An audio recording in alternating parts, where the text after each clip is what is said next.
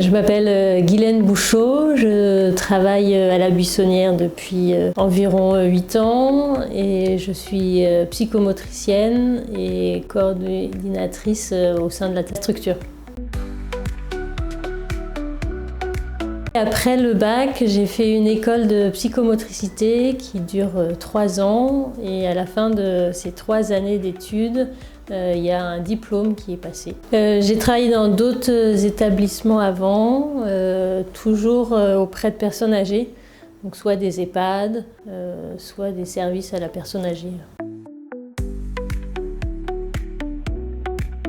C'était une structure dans laquelle je trouvais que le métier de psychomotricité pouvait apporter quelque chose d'important auprès des personnes âgées. Je trouvais que travailler auprès de ce public était enrichissant, une relation humaine très forte. Tout ce que ce métier peut apporter dans l'épanouissement de la personne me plaisait beaucoup. Alors, ici, j'ai 2 casquettes.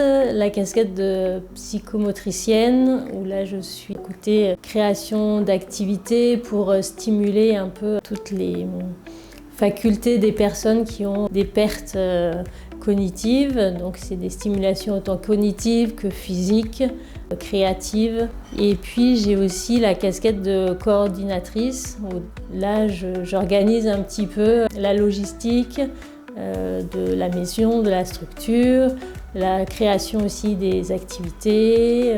Toute l'équipe peut apporter aux personnes âgées accueillies. Et les relations qu'on a aussi avec les familles pour essayer de faire un travail de groupe autour du patient. Donc le matin, les personnes arrivent en transport. Il y a un temps d'accueil autour d'un café, un moment assez convivial. Ensuite, nous proposons une revue de presse, un petit peu pour se situer aussi dans le temps. Et puis, nous démarrons une activité qui a été préparée en fonction des personnes accueillies, une activité qui correspond à leurs besoins et à leurs demandes. Ensuite, nous avons un temps de déjeuner qui est convivial. On est aussi, nous, professionnels auprès des patients pendant ce temps de déjeuner. Et puis l'après-midi, nous avons une autre activité de groupe avec les patients.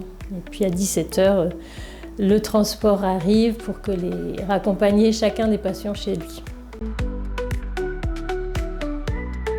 Cette relation avec les personnes, l'enrichissement mutuel qu'on a avec elles, et puis voir l'épanouissement des personnes, les voir s'ouvrir, les voir aussi partager leur joie de vivre au sein de cette structure. C'est vraiment apporter du confort et valoriser la personne dans toutes ses capacités. Quand on voit la joie des personnes de venir, la joie de vivre, et voilà. Ici, on est une toute petite structure, donc en fait, on vit chacun des moments de la journée avec les patients. Du coup, la relation est vraiment du quotidien, que ce soit dans les activités, à table. Voilà, la relation est toujours là.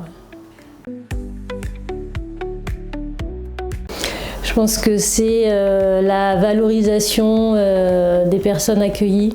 On veut vraiment leur permettre d'avoir un endroit où ils puissent faire des choses, retrouver un peu leur talent. Et puis c'est aussi soulager les aidants qui sont vraiment les premiers face à la maladie. Et du coup, on est là aussi comme soutien et une pause pour eux dans le soin de leurs proches.